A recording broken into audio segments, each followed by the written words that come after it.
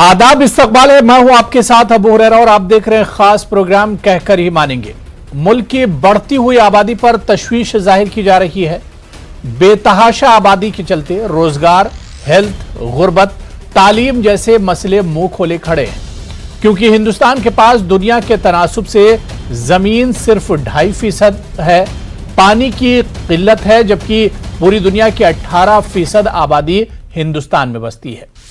CM योगी ने इस बढ़ती आबादी के लिए सीधे सीधे मुस्लिम तबके को जिम्मेदार ठहराया, लेकिन सियासत से हटकर क्या वाकई बढ़ती आबादी तशवीश की बात है? आज इसी को हम समझने की कोशिश करेंगे कि आबादी के नाम पर जो सियासत हो रही है ये अपनी जगह, लेकिन क्या वाकई में जो बढ़ती आबादी है वो हिंदुस्तान के लिए खतरे की घंटी है? बहुत खास मेहमान मेरे साथ जुड़े हुए हैं।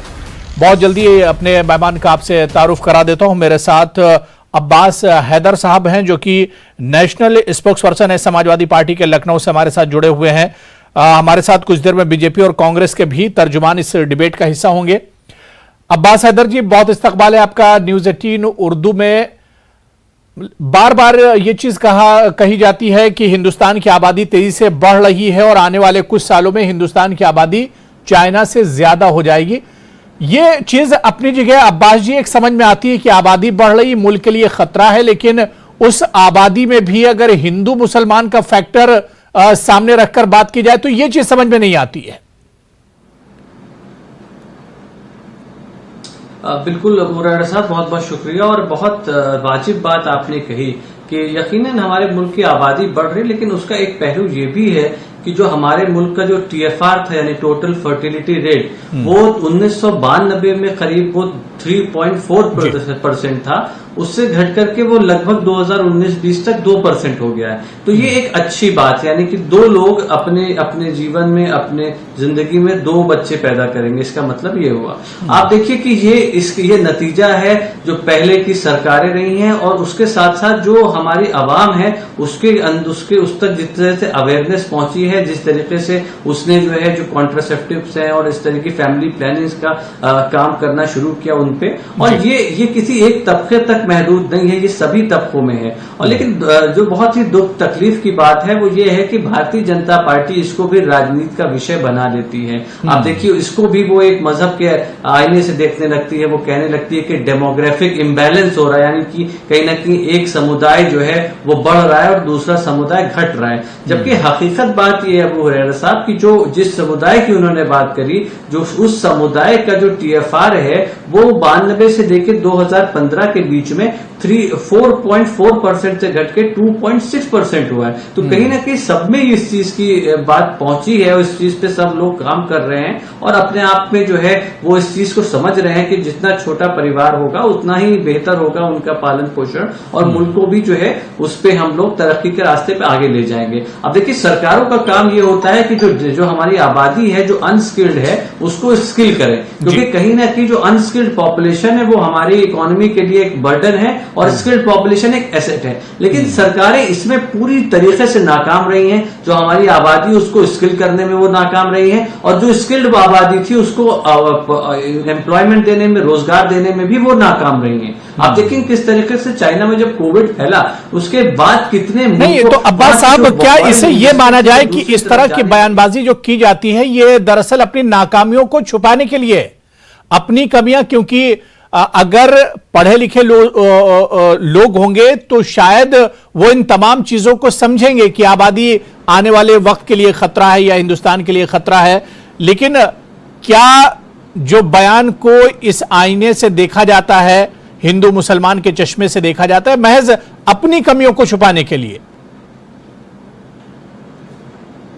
बिल्कुल अबू हुरैरा साहब, देखिए, अगर ये बयान सिर्फ इस बात पे होता कि भाई मुल्क की आबादी बढ़ रही है और सबको मिलकर के इस पे काम करना चाहिए, लेकिन वो यहाँ पे नहीं रुके। पॉपुलेशन डे था, उस पे वो आगे कहते हैं कि भाई एक समुदाय बढ़ रहा है। इनका मकसद ये था, वो कह रहे हैं डेमोग्राफिक इम्बैलेंस हो रहा है, यानी कि एक समुदाय की आबादी बढ़ी है, दूसरे समुदाय घटी, जबकि ये हकीकत से बिल्कुल परे है। फैक्ट्स उनके नहीं क्लियर है। जो मैंने आपको डेटा प्रस्तुत किया वो नेशनल हेल्थ फैमिली सर्वे और जो हमारा सेंसस था 2012 का, तो उसके आधार पे ये डेटा था जो एक यूएस की बहुत बड़ी एजेंसी ने कंपाइल किया है, उसके बेसिस पे मैंने आपको ये बात बताई। ये देखिए क्या है ना, हर चीज पे भारतीय जनता पार्टी को अपनी राजनीतिक रोटियां सेकनी है। हर फैसला राजनीति में हानि और लाभ, नुकसान और फायदे की ही बेसिस पे इनका होता है। अब देखिए बात क्या है, हमारे मुल्क में अगर हमारे मुल्क की आबादी बढ़ रही है तो हम या तो एक पॉजिटिव साइड में उसको लें, हम उस आबादी को स्किल करें और अपनी इकोनॉमी को मजबूत करें, उसका फायदा लगे, जैसा इंडोनेशिया ने किया, हमारे बगल का मुल्क है, जैसा कि फिलीपींस और इस तरीके के छोटे मुल्क है।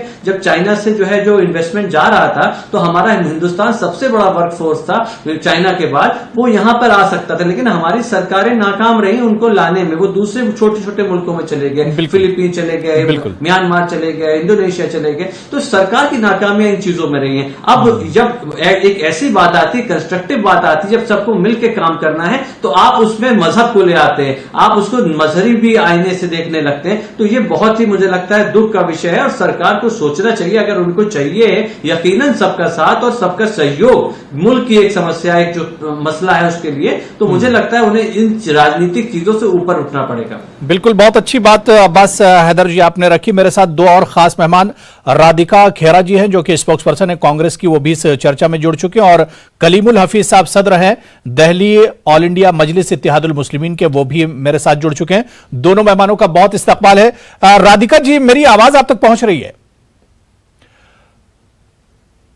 जी, मुझे आपकी आवाज मिल रही है, आपको मेरी आवाज? बिल्कुल बिल्कुल। राधिका जी, देखिए मुल्क में आबादी बढ़ रही है, बहुत बड़ा मसला है, इससे हम सभी लोग इत्तेफाक करते हैं, लेकिन आबादी बढ़ रही है और उस पर यह कहना कि ये एक तबके की वजह से हो रहा है और ये चीज जो है वो योगी जी को सता रही है। देखिए, सबसे पहली बात, इस देश में क्या हालात है? बढ़ती आबादी बिल्कुल है, बढ़ती नफरत बहुत ज्यादा है, बढ़ती महंगाई, बढ़ती बेरोजगारी, हर चीज में बढ़ोतरी हो रही है, जिन चीजों की इस देश को जरूरत नहीं है, वो चीजें जो इस देश के लिए बोझ है, वो चीजें जो आम इंसान के लिए मुश्किल खड़ा करती है।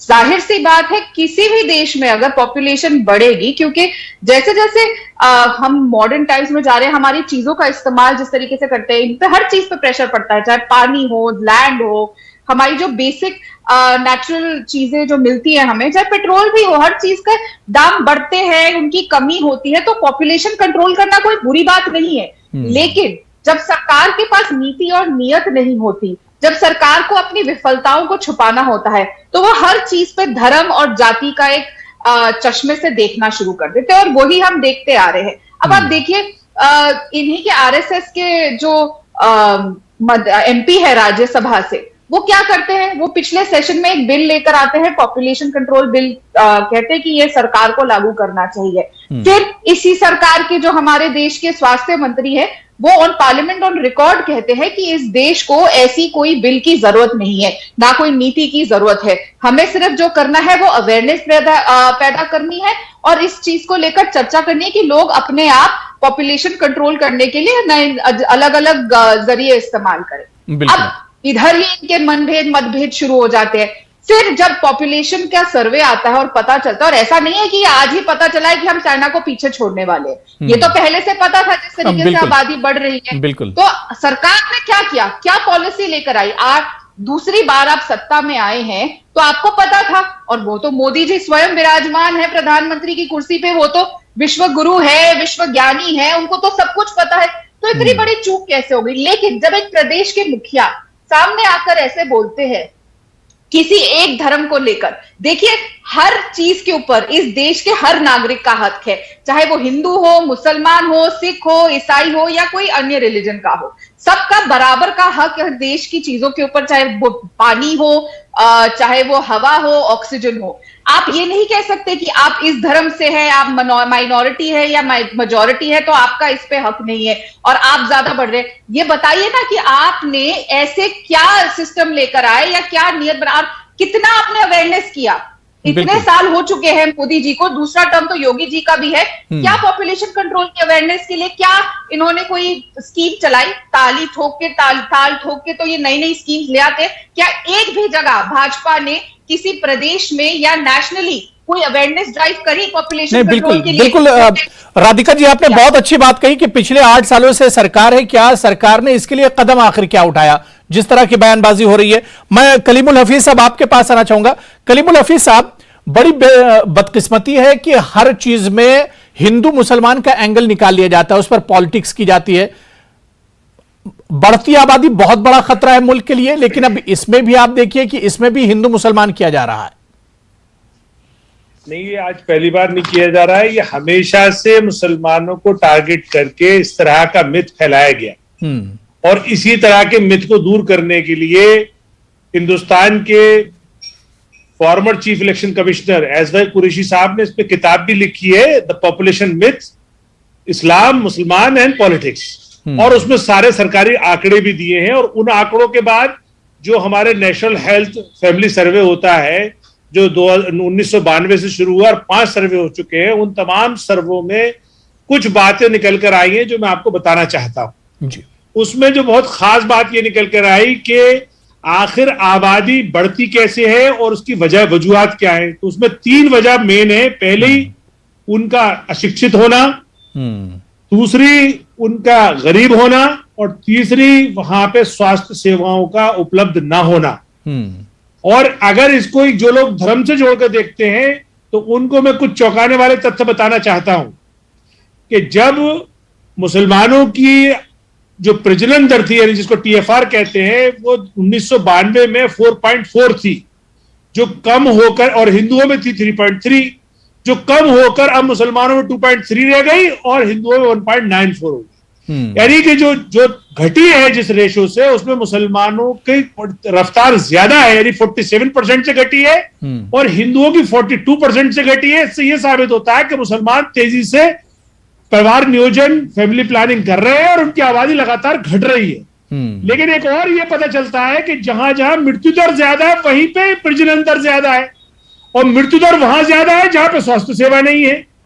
एक ये भी पता चलता है कि जहां पे महिलाएं अशिक्षित है, यानी जो कभी स्कूल नहीं गई, उनकी जो प्रजनन दर है इस टाइम 2.8 है, और जो शिक्षित महिलाएं उनकी है प्रजनन दर 1.8। तो मुसलमानों में भी जो शिक्षा का, जो अशिक्षित महिलाएं थी वो 32% थी, जो अब घट के 22 रह गई, इसलिए उनकी प्रजनन दर में भी काफी कमी आई है। और इसके अलावा जो मुस्लिम पॉपुलेटेड स्टेट है, चाहे वो केरला हो या आसाम हो, बंगाल हो, JNK हो, जम्मू कश्मीर में तो 66% मुसलमान है, तब भी वहां की जो प्रजनन दर है 1.4 है। प्रजनन दर का मतलब होता है कि एक औरत अपनी जिंदगी में कितने बच्चे पैदा करेगी या करती है। तो अगर जम्मू कश्मीर में 1.4 बच्चे पैदा हो रहे हैं और नेशनल एवरेज है 1.94, जहां पे मुसलमान 66% है। दूसरे सबसे ज्यादा पॉपुलेशन एरिया आता है आसाम का, वहां पे 1.9 है, फिर आता बंगाल का, वहां 1.6 है, और फिर आता केरला का भी 1.6 है। लेकिन हैरानी की बात यह है कि जहां का मुख्यमंत्री ये बात कह रहा है, वहां का जो प्रजनन दर है वो 2.4 है, और बिहार का 3 है। यानी इन दोनों जगहों पे इसलिए ज्यादा है प्रजनन दर, चूंकि यहाँ पे गरीबी है, यहाँ पे अशिक्षा है, यहाँ पे हेल्थ सर्विसेज का शॉर्टफॉल है। नेशनल एवरेज से 64% शॉर्टफॉल है उत्तर प्रदेश में PSCs का और CSCs का, यानी कि ग्रामीण क्षेत्रों में स्वास्थ्य सेवाएं नहीं है। एक और आखिरी बात कह के अपनी बात खत्म करूं कि ये जहां से विवाद शुरू हुआ, वो शुरू हुआ था चीन की आबादी, हम चीन की आबादी को क्रॉस कर जाएंगे। तो चीन की आबादी 1951 में 56 करोड़ थी और हम 36 करोड़ थे सन 1951 में, और आज हम उसके बराबर आ गए। तो ये समस्या आज की नहीं है, लेकिन अच्छी बात यह है कि अब हमारे देश में जो स्टेबिलिटी का जो रेट चाहिए था, यानी कि 2.1 प्रजनन थी रेट चाहिए था, इस पर एक तरह से काबू पाया जा रहा है। बिल्कुल, लोगों में बेदारी आ रही है, स्टेबलाइजिंग दौर में रहे, और बिल्कुल मुसलमानों की भी, देखिए मुसलमानों की भी 2030 तक स्टेबलाइजेशन हो जाएगी पॉपुलेशन, और कोई पॉपुलेशन अब बढ़ेगी नहीं, अब घटने की तरफ जाएगी। बिल्कुल। मेरे साथ हरीश चंद्र श्रीवास्तव जी भी हैं, जो कि स्पोक्स पर्सन है बीजेपी के। हरीश चंद्र श्रीवास्तव जी, आपका भी सर बहुत इस्तकबाल है न्यूज़ 18 उर्दू में।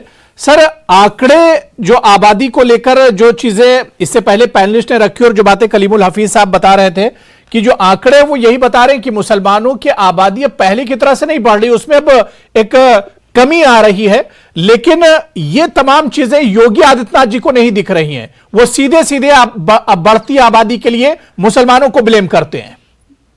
देखिए, हक साहब जो है आधी सच्चाई बोल रहे हैं।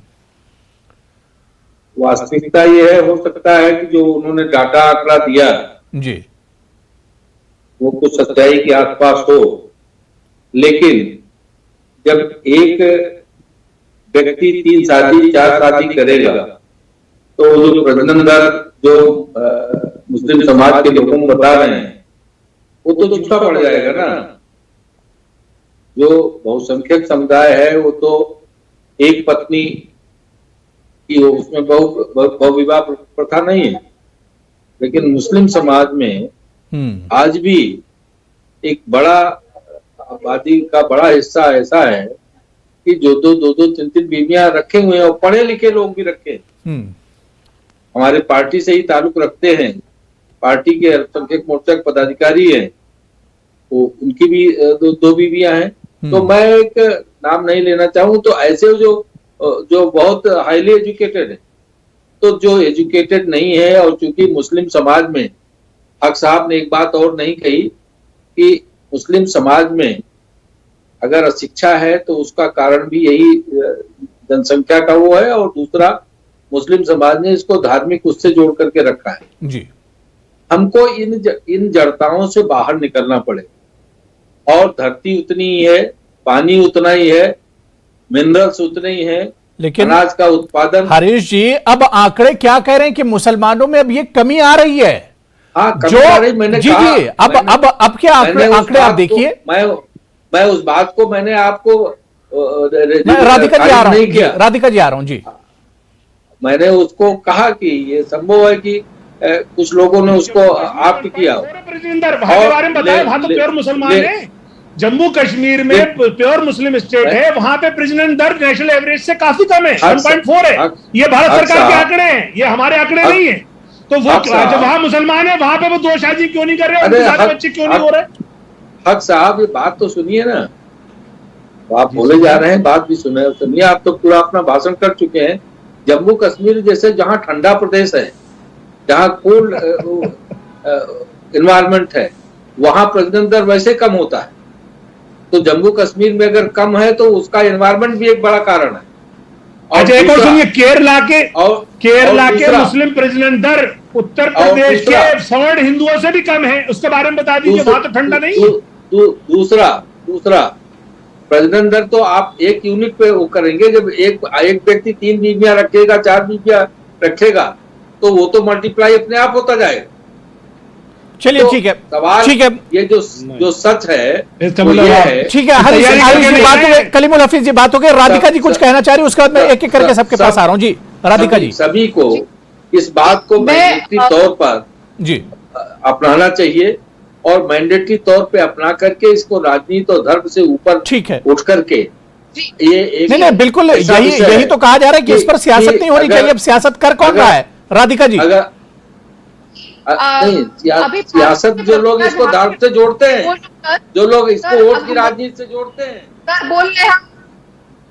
देखिए, जहां पे भाजपा के प्रवक्ता ने आखिर में कहा कि इस पर राजनीति नहीं होनी चाहिए, बिल्कुल नहीं होनी चाहिए, तो ये क्यों नहीं बताते कि देश की सरकार ने, मोदी जी ने और योगी जी ने, क्योंकि उत्तर प्रदेश के मुखिया ने ये बात कही है, क्या अभी तक मोदी जी ने या भाजपा सरकार ने किसी प्रदेश में या नेशनल लेवल पे क्या सरकार कोई ऐसी नीति या नियत लेकर आई है, कोई अवेयरनेस ड्राइव एक भी जगह करी हो पॉपुलेशन कंट्रोल को लेकर, या स्कूलों में, गवर्नमेंट स्कूल में बच्चों को इस बारे में बताया हो, या कहीं पे भी? इतने बड़ा इतना पैसा खर्च करती है भाजपा सरकार एडवर्टाइजमेंट में, टेलीविजन एड्स में।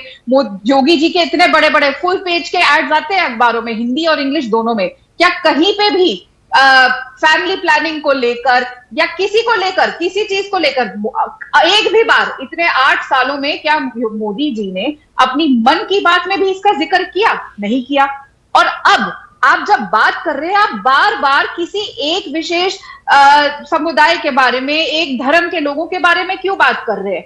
क्या पूरे देश को यह करने की जरूरत नहीं है? क्या देश को आगे लेकर जाना है या पीछे लेकर जाना है? ये सच्चाई है कि जैसे जैसे समय आगे जाता है, हर चीज की कमी हो रही है।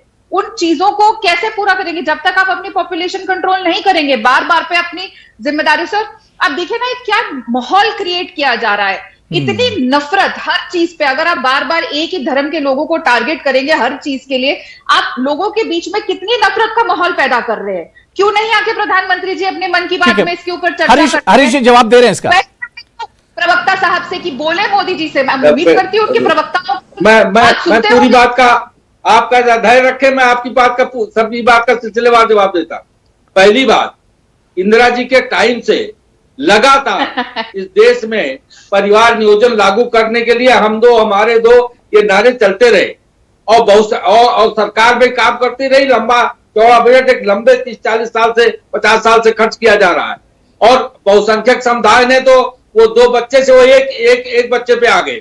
और दूसरी बात, कांग्रेस पार्टी यही जो अल्पसंख्यकों को वोट की राजनीति के चलते कभी राष्ट्रीय मुख्यधारा में आने नहीं दिया, कभी उनको राष्ट्रभक्त होने नहीं दिया। उनको ये जो धर्म का भांग पिला पिला करके वो ऐसा बना दिया कि हर चीज को वो अब मुस्लिम समाज के लोग धर्म से जोड़ देते हैं। इसीलिए जो उनके परिवार के लिए हितकर है, जो सबके लिए हितकर है, उनके बच्चों के लिए हितकर है, चलिए ठीक है जोड़ करके राधिका जी बहुत मुख्तसर में जवाब दीजिएगा। मैं अब्बास साहब आपके पास भी आ रहा हूँ, कलीमुल हफीज साहब आपके पास भी आ रहा हूँ। जल्दी से राधिका जी आप जवाब देना चाह रहे हैं। कलीमुल हफीज साहब आ रहा हूँ, अब्बास साहब आ रहा हूँ आपके पास। जी बहुत अच्छा किया, भाजपा के प्रवक्ता ने यह बता दिया कि इंदिरा जी की सरकार ये योजना लेकर आई थी, लेकिन ये नहीं बता पाए कि मोदी जी की सरकार ने क्या किया। चलिए हम जानते हैं आप कुछ नहीं कर पाए, हमारी ही स्कीम्स को आप आगे लेकर जा रहे हैं, लेकिन थोड़ा सा पैसा उसके एडवर्टाइजमेंट पे और लोगों तक घर घर तक पहुंचाने के लिए ज्यादा इस्तेमाल करने की कांग्रेस के लगाने से तो नहीं दिखेगा, क्योंकि आपके ऊपर दूसरी बात तो वोट के सुनिए हिम्मत सुनने की। अब हरीश जी सुन लीजिए, हरीश जी सुन लीजिए। मैंने आपको खारिज किया, मैं इनके बीच में नहीं बोली थी, मैं बिल्कुल इनके बीच में नहीं बोली थी। यही प्रॉब्लम है जब इनके सच्चाई भाजपा के सामने लाते हैं, प्रवक्ता लोगों के चश्मे के कारण आपको दिखाई नहीं पड़ता। हरीश जी सुन लीजिए, देखिए एक करके बात की, बात समझ में नहीं आ रही। राधिका जी आप बात करिए, उसके बाद हरीश जी मैं आऊंगा। जी तुष्टीकरण की राजनीति का उदाहरण मैं आपको उत्तर प्रदेश से दे देती हूँ कि किस तरीके से जो ये बार बार कहा जाता है ना, सबका साथ सबका विकास, अगर सही मायने में सबका विकास था तो उत्तर प्रदेश की ही बात करेंगे, क्योंकि योगी जी का ये बयान है। क्यों योगी जी ने और उत्तर प्रदेश भाजपा ने एक भी सीट एक मुसलमान को नहीं दी? क्या ये मुसलमानों को उस लायक नहीं मानते कि वहां से कोई जीत के आ सकता है? तुष्टीकरण की राजनीति कौन करता है? धर्म के नाम की राजनीति कौन करता है? मेरे पास नहीं, बिल्कुल मेरे पास देखिए टाइम कम है। नहीं हरीश जी मैंने काफी टाइम दे दिया, राधिका जी आपको टाइम दे दिया। कलीमुल हफीज साहब आप कुछ कहना चाह रहे हैं? अब्बास साहब मैं उसके बाद आ रहा हूं। कलीमुल हफीज साहब आप कुछ कहना चाह रहे हैं? जी देखिए, ये भारतीय जनता पार्टी जो इस वक्त सरकार में है, ये सिर्फ मुसलमानों को टारगेट करने के लिए इस मुद्दे का इस्तेमाल कर रही है, जबकि सच्चाई बिल्कुल जुदा है। सरकार अपनी जिम्मेदारी से नहीं भाग सकती। उसको ये सोचना होगा कि जब केरला में स्वास्थ्य सेवाएं पूरी हैं तो वहां का मुसलमान की प्रजनन दर जी और उत्तर प्रदेश में जहां स्वास्थ्य सेवाएं नहीं है वहां के सवर्ण हिंदू की प्रजनन दर से भी कम है। तो जब तक आप 64% जो शॉर्टफॉल है स्वास्थ्य सेवाओं में, primary health centre, community health centre, district health centre, वहां पे वो सब परिवार नियोजन की सुविधाएं नहीं है, डॉक्टर ही नहीं है, तो इसलिए इसमें बहुत बड़ी कमी आ रही है। दूसरी बात, ये जो आबादी बढ़ रही है, जो मैंने चीन के तुलना में बताया आपको, तो चीन की तुलना में जो आबादी बढ़ी हमारी 102 करोड़ बढ़ी और चीन बढ़ा इस पीरियड में 84 करोड़। 102 करोड़ में सिर्फ 17 करोड़ ही तो मुसलमान है, 84 करोड़ तो हिंदू हैं। और हिंदुओं में भी जो अनुसूचित जाति है या जनजातियां हैं, उनकी प्रजनन दर मुसलमानों से भी ज्यादा है। इसकी वजह यह है कि वो गरीब हैं और अनपढ़ हैं और उनके पास स्वास्थ्य सेवाएं नहीं है। बिल्कुल आबादी बढ़ने की वजूहात क्या है, इस पर भी गौर करना चाहिए, इस पर भी फिक्र करना चाहिए कि आखिर ये आबादी जो बढ़ रही है इसकी वजह क्या है। मैं अब्बास साहब, हरीश जी मैं आपके पास आऊंगा, लेकिन अब्बास जी बहुत देर से वेट कर रहे हैं। अब्बास जी बार बार जब ये मुद्दा उठता है तो कहा जाता है कि इस पर कोई सख्त कानून बनाने की जरूरत है, इस पर आखिर ब्रेक कैसे लगेगा, कानून बने, लेकिन सरकारें बात करती है लेकिन वो चीज लाती नहीं है। तो देखिए, अभी मैं भारतीय जनता पार्टी के प्रवक्ता को सुन रहा था, वो अल्पसंख्यक बहुसंख्यक हिंदू मुसलमान, अरे हर विषय में हिंदू मुसलमान नहीं होता है। कुछ विषय देश के जुड़े हैं, कुछ विषय ऐसे हैं जिन पे हमको मिलकर के सहयोग करके बात करनी है, लेकिन इसमें भी ये हिंदू मुसलमान ले आए। मैं बताना चाहता हूं कि हरीश जी की पार्टी के एक सांसद है साक्षी महाराज, उन्होंने क्या कहा था कि हर हिंदू को 4 बच्चे पैदा करने चाहिए। तो आपके सरकार के जो लॉ मेकर है, जो कानून बनाते हैं, वो इस तरीके की बात कर रहे हैं, तो हम कैसे मान लें कि आपकी सरकार वाकई में सीरियस है उस देश की आबादी को कंट्रोल करने के लिए। देखिए, अब मुझे याद है अच्छे से, आपके ही चैनल पे एक आज से करीब 10 महीने पहले उत्तर प्रदेश सरकार एक बिल का ड्राफ्ट एक वेबसाइट पे उन्होंने डाला था और कहा था कि इस पे चर्चा होगी, इस पे सजेशंस देंगे। तो उस ड्राफ्ट को हम लोगों ने जब पढ़ा तो उस ड्राफ्ट में उत्तर प्रदेश सरकार ने 2017 से जब से इनकी सरकार बनी तब से इन्होंने एक भी आंकड़ा नहीं दिया कि उत्तर प्रदेश में इन्होंने परिवार नियोजन, किस तरह से कॉन्ट्रासेप्टिव के यूज को बढ़ाया जाए, किस तरीके से आंकड़ों की क्या जरूरत है? तो सीधे सीधे एक तबके पर निशाना साध देते हैं, आंकड़ों की जरूरत क्या है? हरीश चंद्र जी, हरीश चंद्र श्रीवास्तव जी, एक भी आंकड़ा जारी नहीं किया। आज 1 साल होने जा रहा है, आज 1 साल होने जा रहा है, अभी भी उत्तर प्रदेश सरकार ने इन विषयों पर कोई आंकड़ा नहीं जारी किया। देखिए, सरकार को काम करना नहीं है, सिर्फ ध्यान भटकाना है।